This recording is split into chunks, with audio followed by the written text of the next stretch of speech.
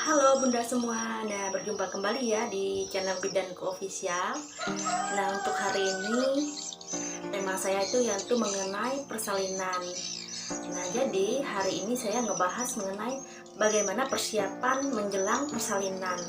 Apa-apa aja yang harus dipersiapkan dan alat-alat apa aja yang harus ada, barang apa aja yang harus ada. Karena setelah memasuki trimester ketiga kehamilan, kadang-kadang kan bunda sering bingung, sering cemas, memikirkan, aduh bagaimana nih nanti lahirannya, lancar apa tidak, normal atau sesar, nah nanti bagaimana saya menerannya, nah apa aja yang harus saya persiapkan.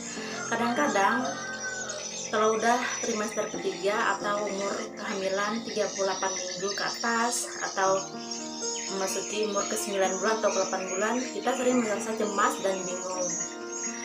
Karena apa? Karena kita tidak mempunyai persiapan. Sementara HPL atau perkiraan persalinan kita sudah dekat. Nah, sementara kita tidak mempunyai persiapan pematangan dan rencana sama sekali. Nah, yang pertama yaitu langsung aja ya saya kasih solusinya. Yang pertama kita harus siapkan yaitu persiapan mental. Nah, persiapan mental ini sangat penting sekali ya Bun. Kita sebagai bunda, sebagai ibu yang mau melahirkan harus menyiapkan mental kita benar-benar untuk melahirkan nanti. Baik itu lahiran normal atau memungkinkan kelahiran normal ini nggak bisa karena ada halangan tertentu. Jadi kita juga harus menyiapkan mental untuk persalinan sesar. Nah, misalkan ibu menginginkan persalinan normal, nah belum tentu ya kelahiran normal ini bisa terjadi, entah mungkin kehalangan bayinya sungsang atau ibu mempunyai penyakit yang bisa membahayakan ketika saat menjelang persalinan hingga dokter harus memberikan keputusan untuk melakukan operasi sesar. Nah, jadi di situ peran ibu khususnya harus benar-benar menyiapkan mental, harus menerima baik itu persalinan normal atau sesar. Yang jelas dokter pastinya akan memberikan solusi terbaik agar ibu dan bayi ini sama-sama selamat saat menjalankan proses persalinannya nanti. Nah, itu yang pertama ya. Yang kedua yaitu menyiapkan tempat persalinan. Nah, tempat persalinan ini sangat penting sekali ya, karena nanti pas kita mau tanggal lahiran, kita sebelumnya udah konsultasi dong dengan dokter yang megang di situ atau bidan yang di situ. Misalnya mau lahiran normal di bidan A misalnya, sebelumnya saya HPL-nya tanggal sekian bulan sekian. Jadi si bidan A ini sudah duluan mengetahui bahwa si pasien ini memang pasien dia dari awal, dan pas lahiran nanti pun kalau bisa ditangani di rumah bersalin bidan, nah pasien ini pasti akan mengunjungi dia. Berarti selain kita mempersiapkan diri kita, menyiapkan tempat untuk kita lahiran nanti, karena tempat yang untuk kita lahiran kita harus bisa memastikan tempatnya itu nyaman apa tidak, tempatnya alat-alatnya lengkap apa tidak, tenaganya pastinya ada apa enggak ya, seperti itunya. Kenapa harus menyiapkan tempat untuk persalinan. Yang ketiga yaitu perlengkapan ibu dan bayi. Nah, ini yang gak kalah pentingnya, karena dalam sebuah persalinan tentunya dong kita harus menyiapkan bukan hanya dari sekedar kita sendiri.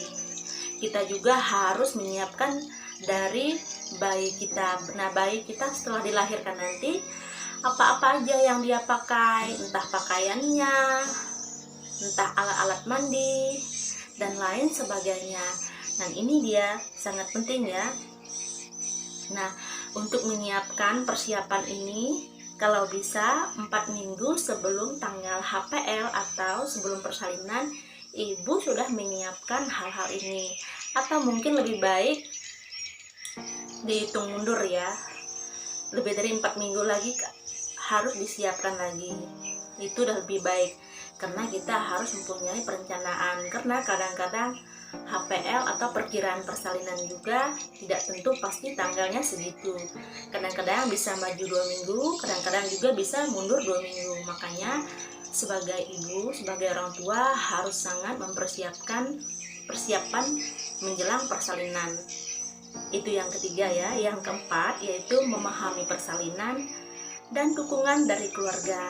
Nah, kita harus menyadari ya, jika waktu persalinan semakin dekat, tentunya ibu harus menyadari hal itu. Ibu bisa mencari informasi dari dokter atau dari cerita ibu-ibu yang sudah melahirkan, sehingga tidak keliru pada kontraksi yang dialami saat si ibu mengalami kontraksi. Nah, si ibu bisa bertanya dari dokter kandungan yang sering untuk ibu periksa, atau dari bidan juga, ataupun dari ibu-ibu lain, misalnya tetangga yang sudah pernah tentunya melahirkan ya, yang sudah punya pengalaman.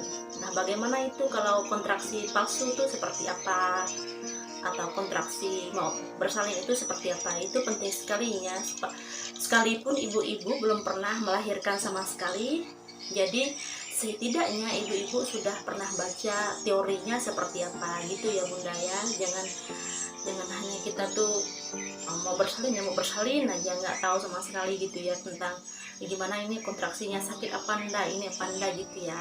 Nah, itu yang keempat. Nah, selain mempersiapkan hal tersebut di atas, Bunda juga harus memeriksakan kandungan Bunda ke dokter secara rutin untuk memantau kondisi kesehatan janin, agar ibu saat proses persalinan nanti bisa aman dan merasa nyaman.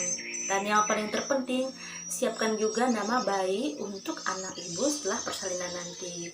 Nah, mungkin tip-tip ini yang simpel ini yang saya jelaskan ini banyak sekali kekurangannya, dan jika bunda-bunda masih bingung mengenai persiapan menjelang persalinan, bisa tulis di kolom komentar di bawah ya. Dan jangan lupa klik tombol subscribe, like, komen, dan share dari video ini. Nah, semoga informasi ini bermanfaat. Sekian dan terima kasih.